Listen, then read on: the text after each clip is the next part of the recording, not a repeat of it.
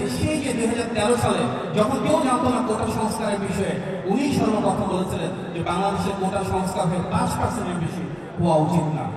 সেই 2013 সালে, 14 সালে, 15 সালে, 16 সালে প্রতিটি বছর ওনাকে বক্তব্য আমরা যদি দেখি, গত প্রায় 1 দশকেরও বেশি সময় থেকে উনি ভবিষ্যৎ বাংলাদেশের পরিকল্পনা আমাদেরকে দিয়েছেন। 2022 সালে 27 দফা এবং 23 সালে একটি বৃহত্তর জাতীয় ঐক্য গঠনের মাধ্যমে যুগপথ আন্দোলন শরীর সব রাজনৈতিক দলকে এক করে উনি প্রণয়ন করেছিলেন 31 দফা, যেটি আজকে বাংলাদেশের সব সংস্কারের মৌলিক ভিত্তি হিসেবে দাঁড়িয়ে রয়েছে।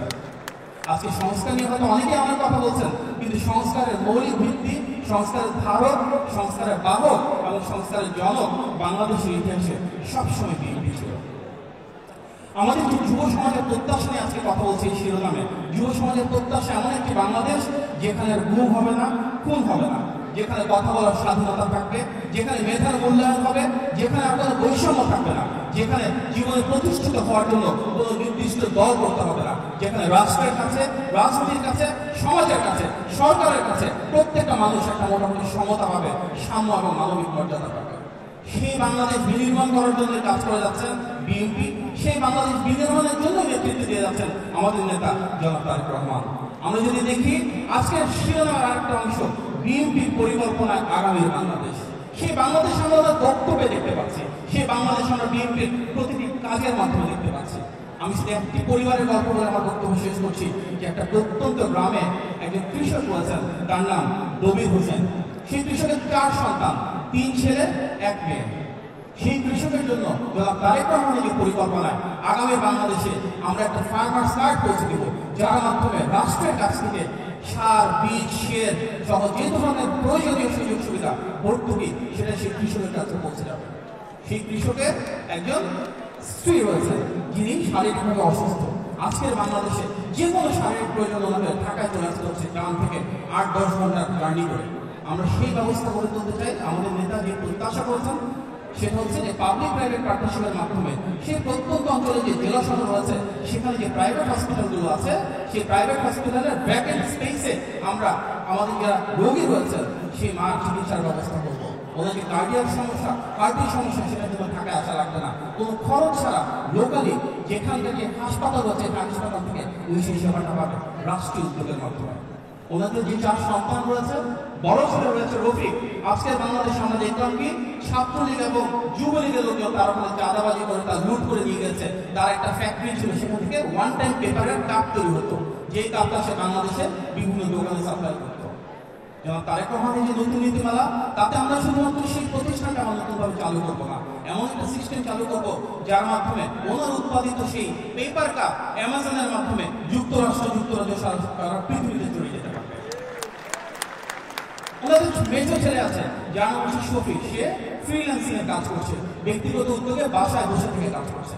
যেমন তারেক রহমানের যে পরিকল্পনা তার অংশ হিসেবে সেই মানুষটার জন্য আমরা তার এলাকায় করে থাকা যে সফটওয়্যার পার্ক সেখানে একটা জায়গা দিতে পারি।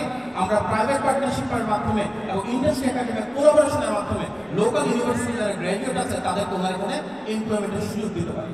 তার মাধ্যমে কর্মসংস্থান সৃষ্টি হবে এবং সেই যে একজন ব্যক্তি যে রুম থেকে বসে কাজ করছে উনি একজন উদ্যোক্তা হিসেবে কর্মসংস্থান তৈরি করবে, এসএমই হিসেবে একটা নতুন কোম্পানি যে তৈরি করবে, সারা বিশ্বে ওনাকে প্রোডাক্ট সেটা পৌঁছে দিতে পারবে। ওনার একটা 3য় ছেলে আছে যার নাম তৌফিক।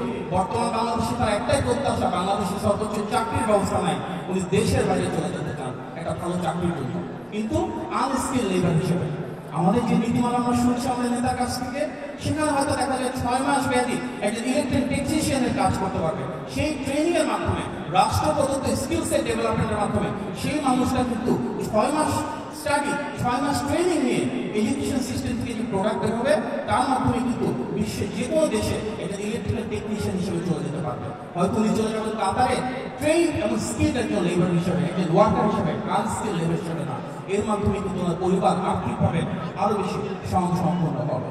ওনাদের যারা স্টুডেন্ট রয়েছে বাসায় ওনাদের জন্য এই মুহূর্তে কোনো কিছু সরকার দিচ্ছে না, কিন্তু জনাব তারেক রহমানের যে প্রস্তাবনা সেখানে আমরা দেখলাম যে প্রত্যেকটা পরিবারে যারা নারী রয়েছে সেই গৃহকর্ত্রীর জন্য ফার্মার্স কার্ডের আদলে ফ্যামিলি কার্ড দেওয়া হবে এবং সেই ফ্যামিলি কার্ডের মাধ্যমে প্রত্যেকটা গৃহকর্ত্রী চাল, ডাল, চিনি, তেল, নিত্য প্রয়োজনীয় একটা দ্রব্য সরকারিভাবে বিনা খরচে আমাদের পরিবারের কাছে পৌঁছে যাবে। এটি উইমেন এম্পাওয়ারমেন্ট একটা পার্ট। সেই পরিবারের কথাই কিন্তু বলছি, সেখানে একজন বোন রয়েছে, যে বোন নিজের মধ্যে হ্যান্ডিক্রাফট বা নকশিকাঁথার কাজ করছে, কিন্তু রাষ্ট্রীয় কোনো সহযোগিতা পাচ্ছে না। যেন তারেক রহমানের পরিকল্পনায় কিন্তু সেই বোনটি নারীর ক্ষমতার অংশ হিসেবে লোন পাবে, এসএমই লোনের মাধ্যমে একজন ব্যক্তি থেকে একজন উদ্যোক্তায় পরিণত হবে। সেই পরিবারে যারা সন্তানেরা রয়েছে তাদের শিক্ষা ব্যবস্থায় পরিবর্তন অংশ হিসেবে কেউ হয়তো অ্যারাবিক ভাষা শিখতে পারবে, কেউ হয়তো জাপানিজ ভাষা শিখতে পারবে, কারো হয়তো ফুটবল খেলতে ভালো লাগে সে ফুটবল খেলতে পারবে, কারো হয়তো ড্রয়িং করতে ভালো লাগে সে আর্টস ক্লাস করতে পারবে। এমন একটা শিক্ষা ব্যবস্থা যেখানে বৃক্ষরোপণ কিভাবে করতে হয়, কিভাবে বিড়াল বা কুকুর যদি কারো পালতে ইচ্ছা হয় তাহলে পেট এবং ব্রেড সিস্টেম তৈরি করা যায়, কিভাবে সমাজে কল্যাণের জন্য কমিউনিটি সার্ভিস দেওয়া হয়, প্রত্যেকটা জিনিস তাদেরকে শেখানো হবে সুনাগরিক হিসেবে।